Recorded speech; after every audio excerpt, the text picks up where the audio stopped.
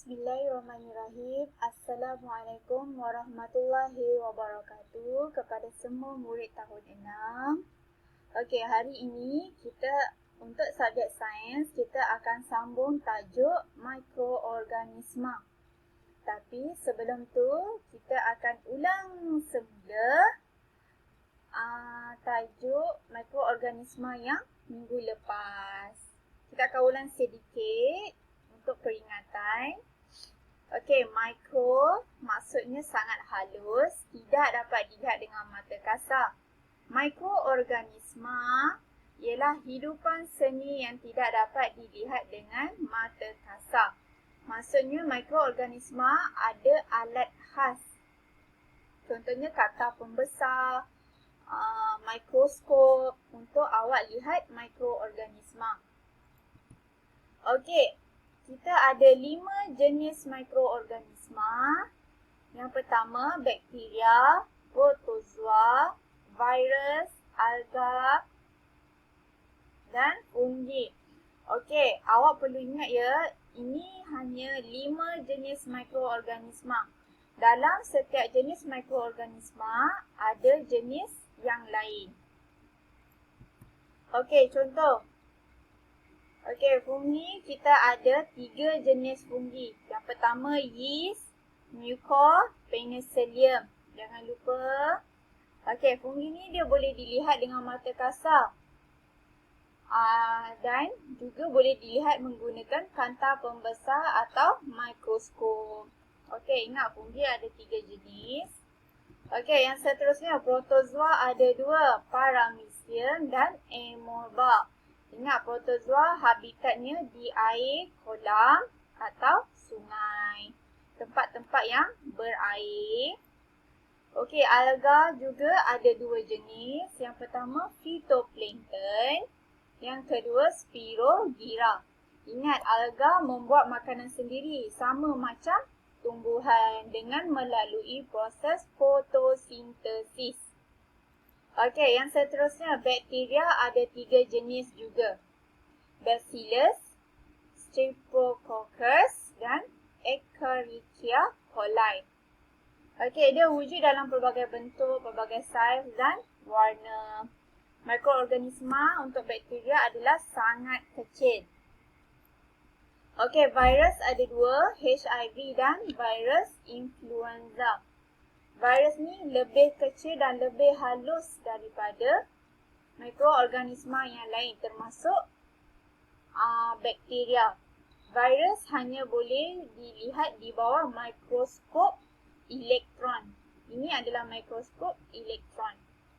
Okey, 3 proses hidup mikroorganisma. Macam mana proses hidup mikroorganisma? Ada 3.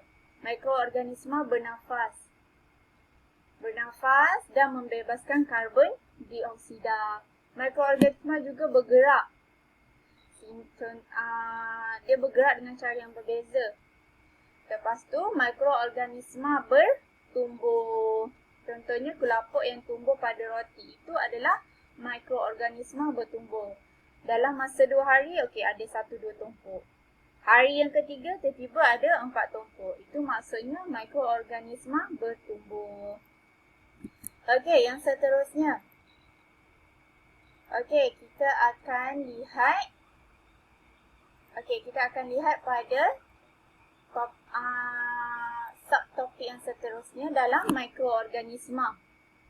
Okey, hari ini kita akan pergi kepada subtopik faktor pertumbuhan mikroorganisma. Apa faktor pertumbuhan mikroorganisma? Apa yang menyebabkan mikroorganisma boleh bertumbuh? Okey, yang kedua, kesan buruk mikroorganisma. Okey, apa kesan buruk mikroorganisma? Awak perlu tahu. Kegunaan mikroorganisma. Mikroorganisma ni bukan sahaja ada kesan buruk, tapi ada juga kebaikannya. Okey, macam mana kita nak tahu? Okey, kita lihat yang seterusnya. Okey. Faktor. Apa yang menyebabkan mikroorganisma boleh bertumbuh? Apa faktor pertumbuhan mikroorganisma? Ada 5 faktor pertumbuhan mikroorganisma. Yang pertama, udara. Udara yang lembap. mikroorganisma akan senang tumbuh. Lepas tu, ada air, lembab. Contohnya kita untuk eksperimen roti. Untuk eksperimen roti, kita renjiskan air pada roti. Jadi senanglah mikroorganisma untuk bertumbuh. Lepas tu nutrien. Di situ ada nutrien. Jadi senang untuk mikroorganisma bertumbuh. Lepas tu keasidan yang sesuai. Kalau asid terlampau tinggi, mikroorganisma tidak boleh bertumbuh. Contoh, kalau awak contohnya kita buat eksperimen telur masin. Telur untuk bagi tahan lama, kita jadikan dia telur masin. Kita letak keasidan yang tinggi pada telur tu. Maksudnya kita letak garam yang tinggi. Jadi dekat situ keasidan dia tinggi. Bila keasidan dia tinggi, maka mikroorganisma tidak boleh bertumbuh. Lepas tu suhu yang sesuai. Kalau suhu terlampau panas, contohnya awak nak buat eksperimen ikan kering. Okey, ikan kering bila kita jemur, kita biarkan lama di bawah cahaya matahari, jadi mikroorganisma tidak akan dapat bertumbuh. Sebab suhunya terlalu panas, terlalu tinggi, tidak sesuai untuk pertumbuhan mikroorganisma. Okey, ada 5 ingat jangan lupa ada 5 faktor pertumbuhan mikroorganisma. Okey, yang seterusnya kesan buruk. Apa kesan buruk mikroorganisma? Okey, kesan buruk mikroorganisma yang pertama akan menyebabkan penyakit berjangkit. Kalau awak lihat pada buku teks, dia akan menyebabkan malaria, demam, batuk. Itu adalah kesan buruk mikroorganisma. Seterusnya, perebutan gigi. Macam mana boleh terjadinya perebutan gigi? Okey, asid di dalam mulut yang dihasilkan oleh bakteria, maksudnya bakteria dalam mulut awak, akan menukarkan gula dan kanji kepada asid. Okey. Seterusnya, makanan rosak. Kesan buruknya adalah makanan rosak.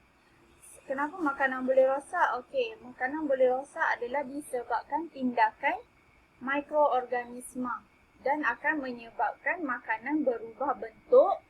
Makanan juga akan berubah rupa, bau dan rasa. Rasa terus jadi tak sedap.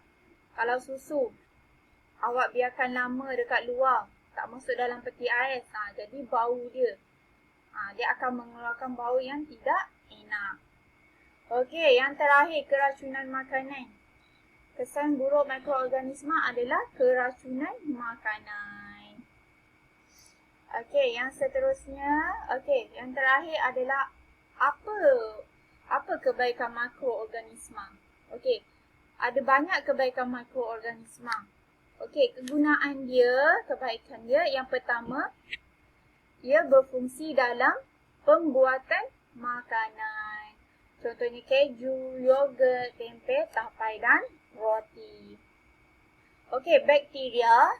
Okey, mikroorganisma bakteria. Okey, digunakan untuk membuat keju dan yogurt. Kalau yeast pula, yeast ni adalah dalam jenis fungi. Yeast kita gunakan untuk membuat roti, tempe dan tapai.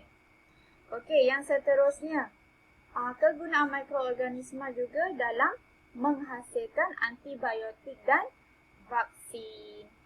Okey, kenapa perlunya penghasilan antibiotik dan vaksin? Untuk menghalang pertumbuhan mikroorganisma. Jadi, bila kita cucuk antibiotik, bila kita cucuk vaksin, jadi kita dapat menghalang mikroorganisma tumbuh dalam badan. Dapat menguatkan sistem imunisasi dalam badan kita juga. Jadi kita tak mudah jatuh sakit. Okey, yang terakhir adalah penguraian bahan organik. Okey, perebutan tinja ayam dan lembu dapat menghasilkan baja. Okey, lepas tu bakteria juga dia bukan setakat digunakan untuk membuat keju dan yogurt. Tapi bakteria juga digunakan untuk merawat sisa kumbahan. Okey, jadi itu sahaja untuk tajuk mikroorganisma. Jadi Ustazah harap awak boleh rujuk semula buku teks dan dengar semula video Ustazah. Jika tak faham boleh PM dalam WhatsApp. Okey, pastikan semua murid faham apa itu mikroorganisma dan jenis-jenisnya. Okey, sekian daripada Ustazah. Assalamualaikum warahmatullahi wabarakatuh.